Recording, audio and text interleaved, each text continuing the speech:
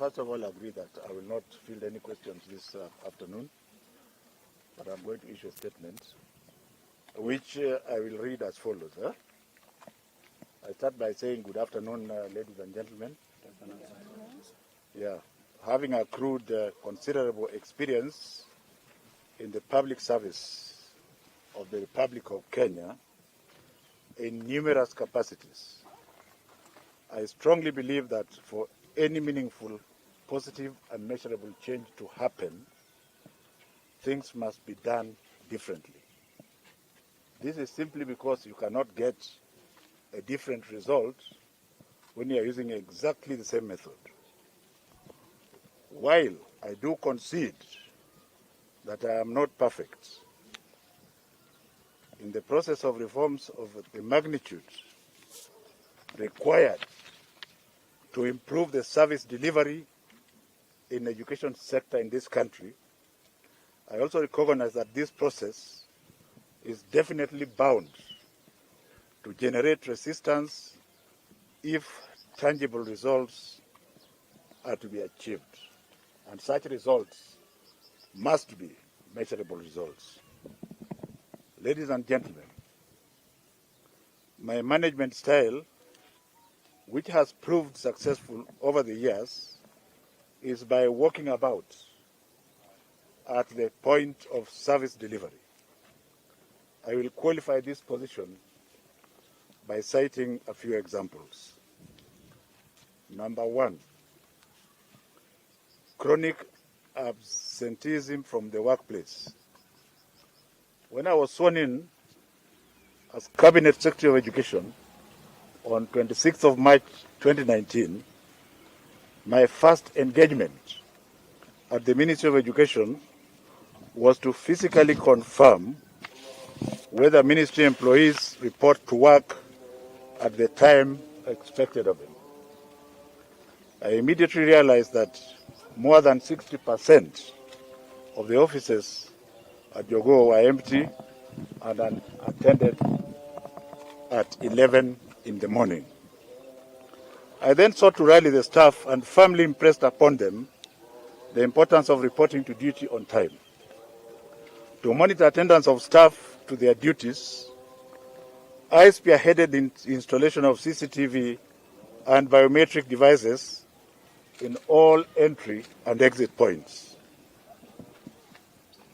Though it was initially resisted, but within a span of 6 months, cases of absenteeism had reduced to almost zero, and that all top managers now report to Magoha voluntarily at 6:30 a.m. in the morning, a situation which has remained the same to date and which has enabled us to be more efficient and to serve the people better. Number two, chronic absenteeism by field officers.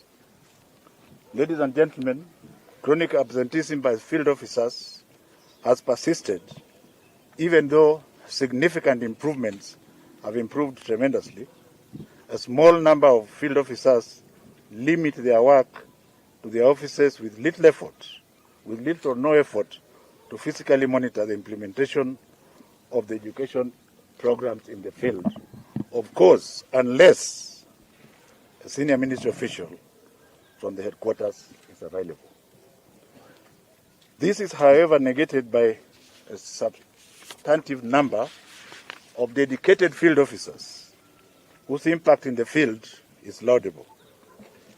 During my numerous field visits, I've been able to identify competent officers, as exemplified by Mr. Weru Machocho, whom I promoted and deployed as a regional director, and has demonstrated excellent results in a short span of 1 month, during which period he has visited more than 200 schools to physically inspect and ensure that economic stimulus desks are fabricated as per the prototype specification and delivered promptly to schools.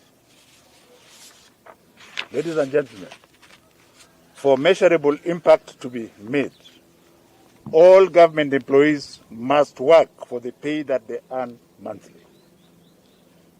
In my many field visits, I have noted, regrettably, that absenteeism is a single leading cause of poor quality assurance and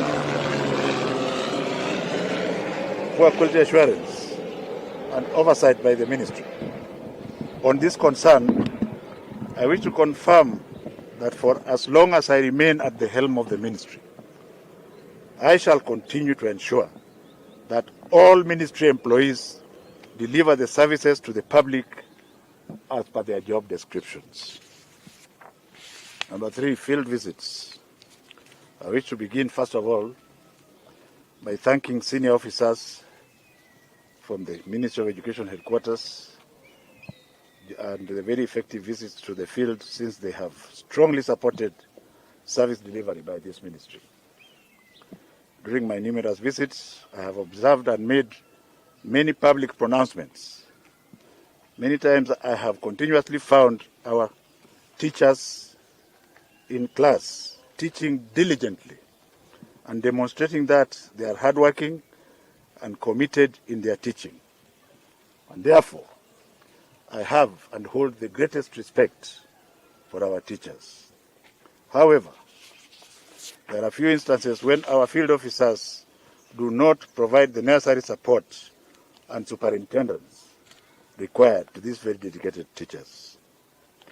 The rights of learners, teachers, and parents and the wider public who are directly or indirectly affected by the education sector must be safeguarded by all public officers in the education sector by being hands-on and diligent. This is not negotiable. Number 4, misappropriation of public funds in the Ministry of Education.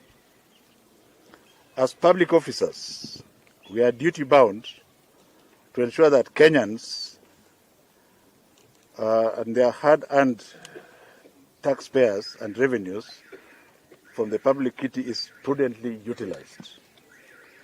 This can only be achieved if we embrace a hands-on management of these resources. This management approach has been instrumental in identifying lapses within the ministry where public funds have been misappropriated, and measures to ensure that effectively intervene have been deployed. In order to ensure that proper planning and record keeping is maintained, the CBC task force undertook an exercise to collect data from all learning institutions and the learners in each institution. This can now be verified and is fully documented. A key example, among others of significance, is the task force finding in the primary school sector, where our due diligence identified an inflation of numbers from 8.47 million learners to 9 million learners. The shortfall of Kenya shilling 529,997,000.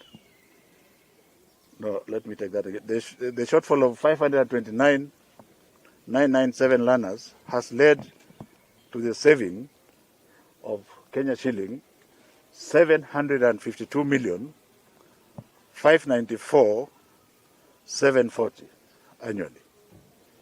Number 5, the government economic stimulus package. They want the Kenya shilling 1.9 billion. The reason why I'm here this morning. The government of the Republic of Kenya, led by His Excellency Uhuru Muigai Kenyatta, allocated Kenya shillings 1.9 billion under the economic stimulus package for the supply of desks, which were originally meant to be 250,000, but now are 622 plus, in order to enhance the social distancing as a strategy of reducing COVID-19 transmission. I tasked one of our units within the ministry to develop and cost a prototype. When I did due diligence of establishing the market prices of the desks, I realized that the unit the ministry had done in the first instance was inflated by Kenya shilling 1,700 per desk, which means that only 250,000 desks would have been supplied. The ministry set the prices at 2,500 for the primary school desks, which you have just seen, and 3,800 for primary and secondary school desks, respectively.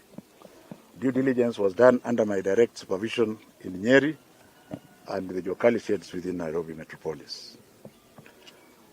The government of the Republic of Kenya, therefore, will now be able to supply 622,157 locally assembled desks to 5,136 primary schools, 359,450 desks, and 5,243 public secondary schools, equating to 262,707 desks and lockers and chairs.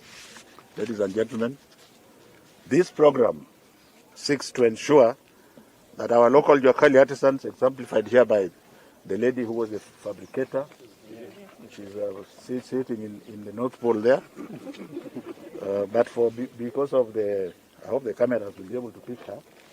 She's a Kenyan and she's doing what we want her to do.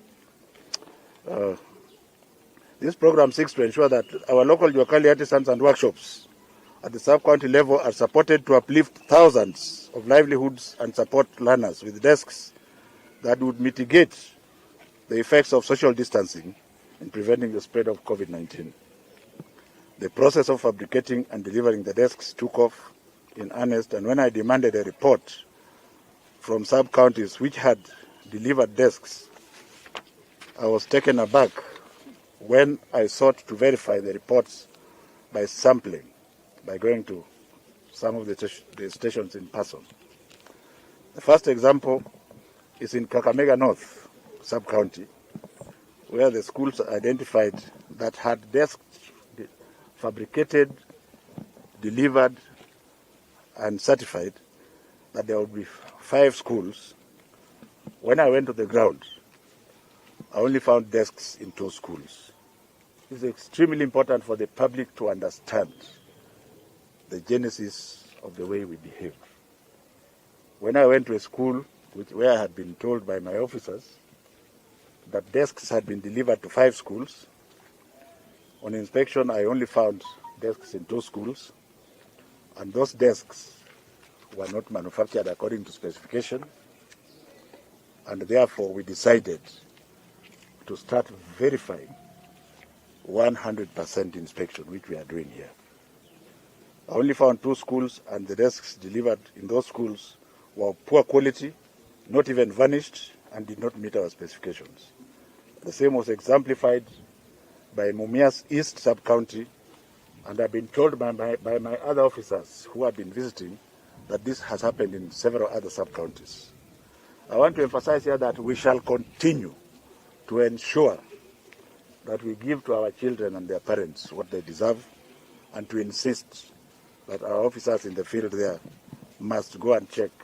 And I want to take this singular opportunity to thank the Ministry of Interior, led by my friend and brother Fred Okengo Matiang'i, and all the regional commissioners, the county commissioners, the sub-county commissioners, up to the chiefs.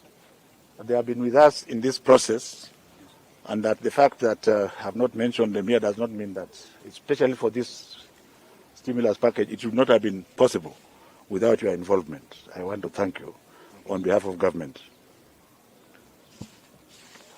Ladies and gentlemen, I wish to thank all the field officers who are correcting such anomalies, both from the ministries of Education and Interior and all the other special agencies that are involved in this process, in the effort to fabricate and deliver quality and standards of desks as required by the government to our children. Finally, I want to mention something small about 100% transition.